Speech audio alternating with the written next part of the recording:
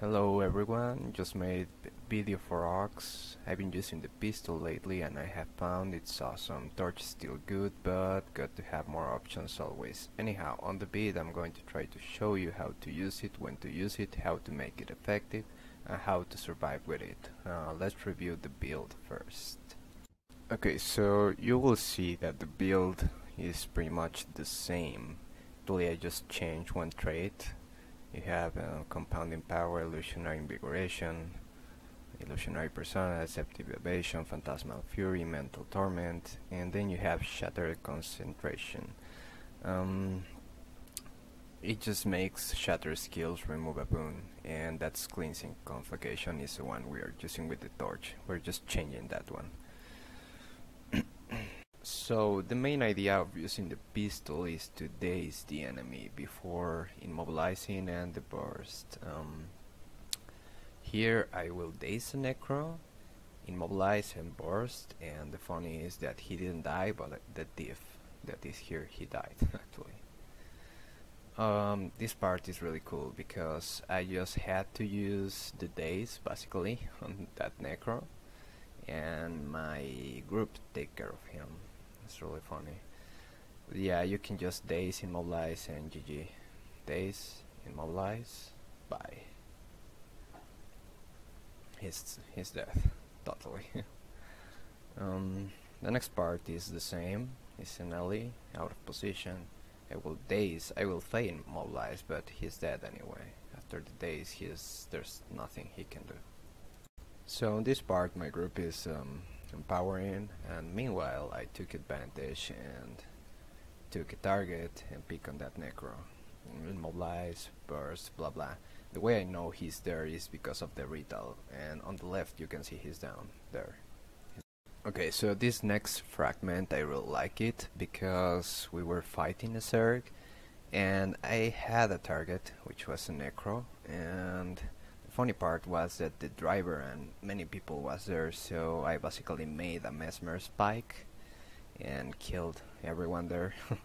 Anyhow, I also want you guys to pay attention that right when I took the driver down, they made a huge bomb on me, and I tried to use decoy, but when I noticed it was a huge bomb, I blow my F4 skill and blink out. That's something you gotta learn to do because mesmer can be as tanky as warrior, not on the armor value maybe, but the skills, the survival skills and your reflex will make you tanky as well.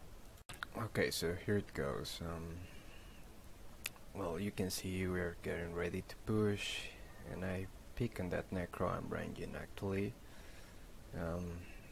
I actually had another target, but I decided to go for that one. There, I blink, and boom, spike. Everyone is down, even the driver.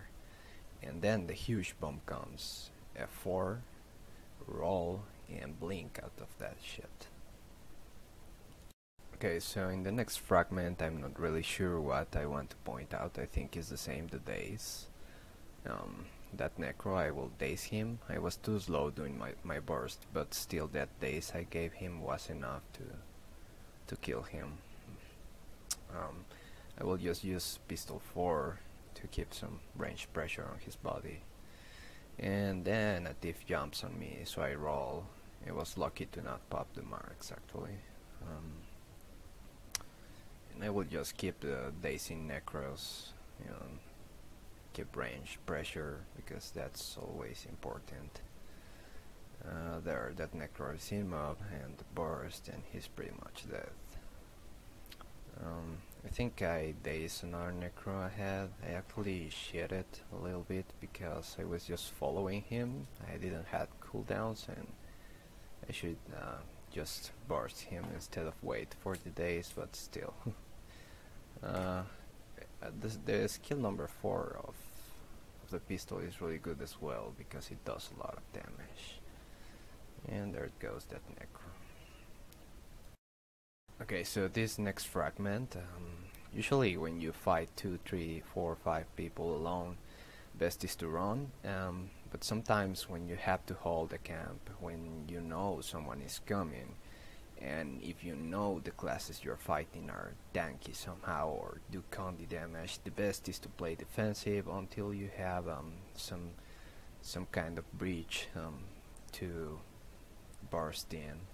So what I mean with defensive is to keep the range pressure and keep as healthy as possible. There I will keep the pressure on the NG because he's the most dangerous for me if he's Gandhi or whatever he is. So I will keep him as far as I can. Masim Beast, and there I have breach. He heals, so I daze in mob and burst. He didn't die because he's tanky, but was enough. That gave me enough time for my Zerg to come. So those two are pretty much dead and I hold the camp successfully. The Necro can be very dangerous as well, but I prioritize the NG because he heals. For this part I would like to have more videos because I know many of you have problems with this.